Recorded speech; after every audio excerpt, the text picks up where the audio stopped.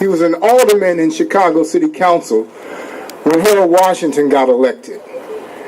And he aspired to become congressman of the 7th Congressional District of the state of Illinois, and did so. Not the first time, but the second time. Correct? The second time, the third time? The third time was the charm. So he understands consistency. He understands the building process. You don't reach heaven the first day you pray. You keep going, and you keep going, and you keep going. So ladies and gentlemen, without further ado, he's someone whom you've known, someone whom you may agree with and may not agree with, but whom you respect, because his yes is yes and his no is no. Ladies and gentlemen, I'd like to present to you Congressman Danny K. Davis. Thank you very much. Let me first of all thank Bill Doc Walls, a gentleman that I've known since we were campaigning to try and elect Harold Washington mayor. Yeah. And so Bill is a little older than he looks, because I've known him that many years. But I was also pleased to see Monica Faith Stewart. I think she may have left, but Monica was elected to the Illinois General Assembly when she was in her 20s as a young maverick, and then went on and actually ran against Congressman Gus Savage for Congress. Then she left and went to South Africa and worked in South Africa for a number of years and is now back. Jedediah, let me commend and congratulate you on your leadership skills to bring together a group and have a group hang together tough, ready to do battle with the establishment, because that's what you're really talking about. There are candidates here who've made runoffs, and I'm delighted to be with them. With Beatrice Boyce, who is a voice for people in the North Lawndale community. With Kevin Bailey, whom I have endorsed and want to see him elected, and look forward to seeing him elected, and will do whatever I can in the next few days to try and make that happen. I agree with everything that I have heard. I want to congratulate.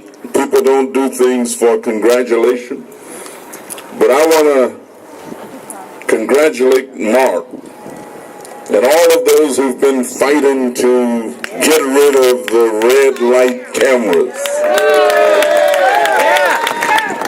You have been consistent, you've been dedicated, and you've done a good job.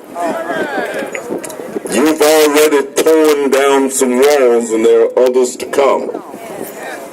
I want to commend all of you who consider yourselves to be young, youth leaders. I remember taking a job when I was 27 years old as executive director of something called the Greater Lawndale Conservation Committee. I also remember a young fellow who was 14 years old who was the founder of St. Louis, Missouri. A fellow named Augustus A. Shoto. I also remember another young fellow who was 19 years old and had conquered everything there was to conquer and sat down and cried because he couldn't find nothing else. Alexander the Great. And so youth is not lost on me in terms of wanting to see young people take rightful places of leadership, rightful places of engagement. If you study history, you will find that many of the guys who were generals and captains and majors during the Civil War weren't but 19, 20, 21, 22, and 23 years old. Outstanding heroes and soldiers. That's why I always say that a little knowledge is a dangerous thing. But you have to drink deep, because shallow drinking intoxicates the brain. Yeah, I came over for Chuy Garcia. I wish he was here. Oh, I don't know where he's at, honey. If you're running for mayor of the city of Chicago, you could be anywhere. And he should be here. And I just said I wish he was. Well, I mean, let me tell you. Chuy, you should be here. Chuy, you should be here. And I'm sure he knows that he should be here. I am certain. I've known Chuy since he was a teenager.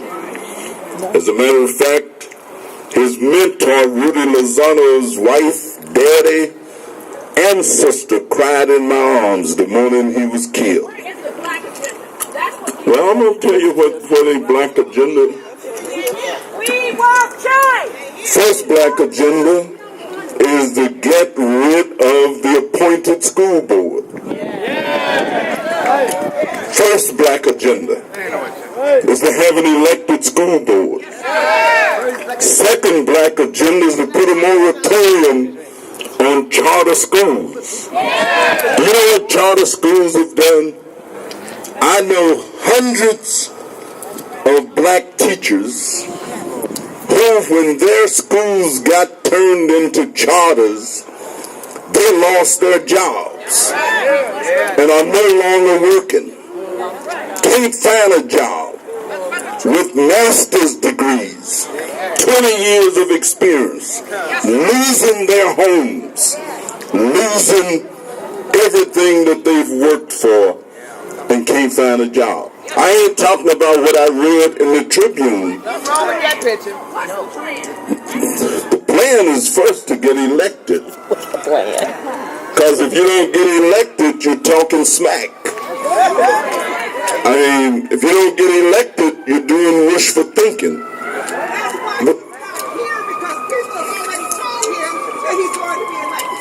Oh, I don't think well, maybe so. Maybe that's what he think, but if we thought that, he wouldn't be a candidate. Well, I tell you what, thank you very much. I didn't come here to argue with anybody about what should be done and not done. Let me tell you, I don't care. Nobody have to tell me they don't want to hear, darling. I've been intelligent ever since I was a little baby. And so, have a wonderful day. And it's really good because I'm going out and knock on some doors for one of the candidates that I'm supporting for alderman out in the 29th Ward. And I hope we all do something for somebody. Thank you, Congressman Danny Davis. Let me say this. I certainly understand passion. I certainly understand our feeling that we have been neglected for a long period of time. It is all very well understood. But let me just say that we can demonstrate, we can advocate for the things that we want and should get without being belligerent. All right? So we are going to do that. Let me say that we have, just in this, at least a couple hundred people out here. Let me tell you how we can determine who it is that is the next mayor. And it doesn't take millions and millions of dollars. What it takes are the people sitting here, standing here, who wants there to be change. I have been talking about for the last several months on my program about the 10 by 10 mobilization plan. How many people here know at least 10 people that they can go and talk to and get them to go vote? Whoever you want. The point is that you can influence 10 people. You influence 10 people and you get them to commit to influence 10 people. You get them to do the same thing. You do it 5 times over. You take every single registered black person to the polls. And you didn't spend a dime doing it. It's called a 10 by 10 mobilization plan. That's how we get people to the polls. That's how we move the process forward. We don't move the process forward when we get distracted by our anger. It is substance that moves the needle forward. We are all angry, and you have a right to be angry. We are all neglected. We have a right to be upset about that. But the only way that we do something about that is to change it. But we have to engage the political process to do that.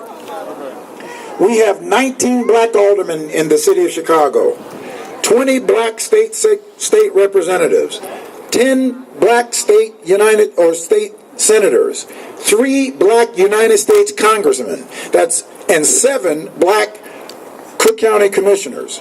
That's 59 lawmakers that are black in the city of Chicago and the state of Illinois, and 3 in the United States Congress.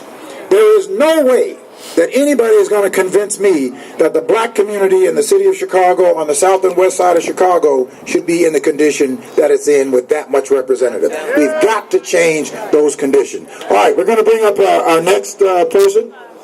Okay. All right, I'm going to bring Bill Doc Walls up, and he's going to introduce our next speaker.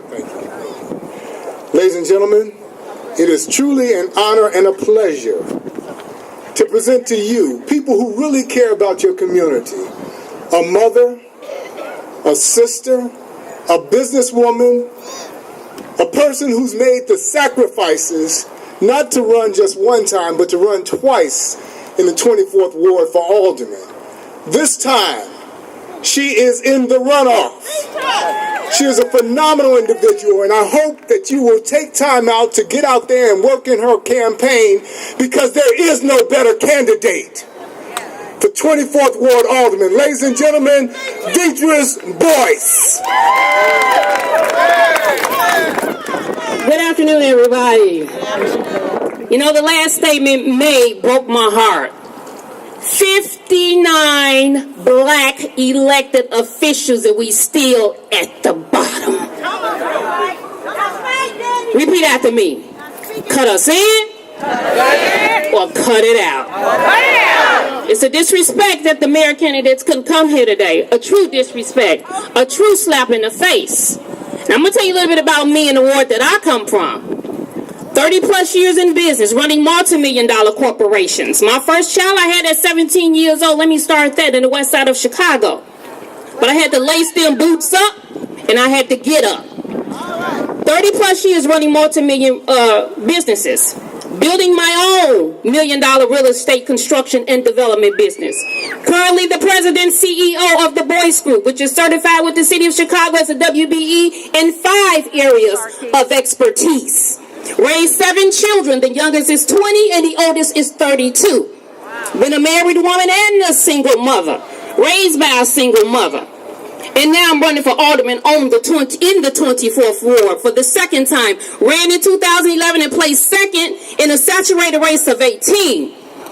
But when I sit here and I look at the ward that I'm from, we still got vacant lots from the riot in 1968. We have more abandoned buildings in the 24th Ward than any other area of Chicago. We have the highest recidivism rate. We have 80+% of men with X's on their back. So what I've done is I stepped out of the corporate realm, a secure living for myself, and I hit the street running. And because of it, a lot of the elected officials that are in office are labeling me, a single black woman, mother raised on the west side of Chicago, because of the people that are surrounding me. They label me a gangbanger and a drug dealer. So if they put that title on my back, how do black men across this city feel?